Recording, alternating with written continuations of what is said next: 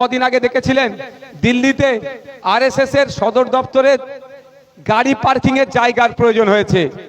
200-250 বছরের মন্দিরকে ভেঙে উড়িয়ে দিয়ে ওরা পার্কিং করে নিয়েছে, কিন্তু ওরা বলে মন্দিরের জন্য আমরা লড়াই করছি। এদের স্বার্থের বাইরে একটু চলে না। যদি স্বার্থের প্রয়োজন হয় এই কবরস্থানটাকে প্রমোটিং করতে হবে, আমি যেটা দিয়ে আসলাম ও দেখবেন রাতারাতি বুল্ডোজার দিয়ে ভেঙে চুড়ে জেসিবি মেশিন দিয়ে পাইলিং করে দিয়ে কবরস্থানের আর চিহ্ন রাখবে না। যদি মনে হয় ওইখানে ওই শ্মশানটি আছে আর ওদের প্রমোটিং এ অসুবিধা হচ্ছে বা শ্মশান থাকার জন্য এখানকার যে প্রমোটিং করছে এখানকার ফ্ল্যাটটার দামে বিক্রি হবে না, দেখবেন রাত্রে কোনোদিন রাত্রে দেখবেন জেসিবি দিয়ে টোটাল শ্মশানের নাম চিহ্ন ধূলিসাৎ করে দেবে।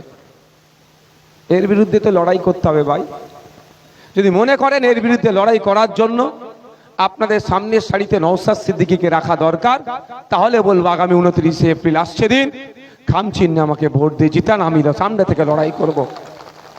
সাথে সাথে দীর্ঘদিনের কমরেড সাথী যারা আছেন, আমাদের রঞ্জিত দা আছেন, দাদারা আছেন, এনারা বারবার আমাকে যে বিষয়টা নিয়ে বলতে বলেন, এই বারবারই এই ওয়েটল্যান্ডের নামে যেভাবে অনাচার হচ্ছে, ওয়েটল্যান্ডের নামে যেভাবে স্থানীয় যারা বাসিন্দা তাদেরকে যেভাবে শোষণ করা হচ্ছে, এর থেকে মুক্তি পাওয়ার কথা বারবার বলেন। আমি আমার পরিসরে লড়াই করে যাচ্ছি, এতক্ষণ আইনসভার মধ্যে লড়াই করেছিলাম, ইভেন আমি নিজে এফআইআর করেছি বিধায়ক হিসাবে, কিন্তু দুর্ভাগ্য প্রশাসন কঠোর ব্যবস্থা নেয়নি। সেই জন্য আমি দ্বিতীয় পন্থা হচ্ছে আইনের দ্বারস্থ হওয়া। তাই আইনের দ্বারস্থ হচ্ছি এখানকার মানুষজনকে সাথে নিয়ে। তাই অনুরোধ করব, আসুন আমাদের সাথ দিন। আমি জানি এই গ্রামে বেশ কয়েকটা দিন ধরে সন্ত্রাসের আবহ তৈরি করছে, অনেকে সেখানে পৌঁছাতে পারছে না, আসার ইচ্ছা হলেও এমন সন্ত্রাসের পরিবেশ তৈরি করেছে ভয়ে আসতে পারছে না। তবে আমি এতটুকু কথা বলবো, আপনার মনের মধ্যে যে ভয়টা ঢুকানো হচ্ছে ওটাই দুর্বৃত্তদের প্রধান অস্ত্র। যদি আপনি আপনার মনের ভয়কে উপেক্ষা করতে পারেন, দেখবেন এই সমাজ বিরোধীগুলো কোথায় যাবে, পালাবার পথ পাবে না। সময় এসেছে, আমি বলছি আজকেও, গতকালকেও বলেছি, আজকেও বলছি, ভাঙড়ের মানুষকে একটা টেস্টের জায়গা এসেছে।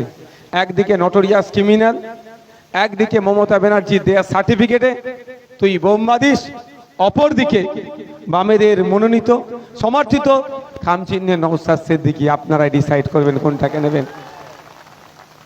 একদিকে চাকরি চোরেদের প্রার্থী, আর অপর দিকে চাকরি যাতে 550 টাকা ফর্ম ফিল করে হয় 330 টাকা ফর্ম ফিল করে, এবং এসটি এসসি ওবিসি যে কোটা আছে সঠিক মেনটেন করে 100 পয়েন্ট রোস্টার মেনটেন করে চাকরি পায় তার প্রার্থী। আপনারা ডিসাইড করবেন কোনটা নেবেন। একদিকে আমার আগে তো বললেন আমাদের তুষার বাবু যে গুটখা খাওয়ার ভাতা দিচ্ছে, বাস্তব 1500 টাকা দিচ্ছে, পার ডে 50 টাকা। এবার বলুন, আপনি শিক্ষিত বেকার, 1 কোটি অ্যাপ্লিকেশন করেছে, পেয়েছে কত? 1010 গুণা কত পেয়েছে? তারও কম পেয়েছে, কিন্তু অ্যাপ্লিকেশন করেছে। এইদিকে বলছে এখানে বেকারত্ব নাই, 2 কোটি চাকরি দিয়েছে, 2 কোটি চাকরির গল্প শোনাচ্ছে, কিন্তু অ্যাপ্লিকেশন করছে 1 কোটি মানুষ। মানে বাংলায় বেকারত্বের কোন জায়গায় পৌঁছেছে? আর আমরা বলছি মীনাক্ষী দিকে যেতান, দীপশিতা দিকে যেতান, বিকাশ স্যারকে যেতান, মফিজুল ইসলাম সাহাজিকে যেতান, প্রিয়াঙ্কা বর্মনদের যেতান, শামসুর মল্লিকদের যেতান, বিশ্বজিৎ মাইতিকে যেতান। যেখানে যেখানে রাজ্যের খাম চিহ্ন আছে এবং যেখানে যেখানে খাম চিহ্ন সমর্থন নিয়ে কাস্তেহাতুড়ি থেকে সিংহ চিহ্ন থেকে এক কথায় বামেদের যারা আছে তাদেরকে যেতান। 1500 টাকা মাইনে নয়, ফ্যামিলি প্রতি একটা করে চাকরির ব্যবস্থা আমরা করব।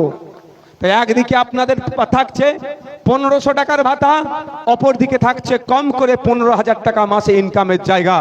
আপনারা ডিসাইড করুন কোনটা গ্রহণ করবেন। তৃণমূল চাকরি দেবে না, চাকরি দিলে বোম বাঁধার লোক তো কমে যাবে। তৃণমূল চাকরি দেবে না, চাকরি দিলে তো মদ খাইয়ে হানাহানি করার লোক কমে যাবে।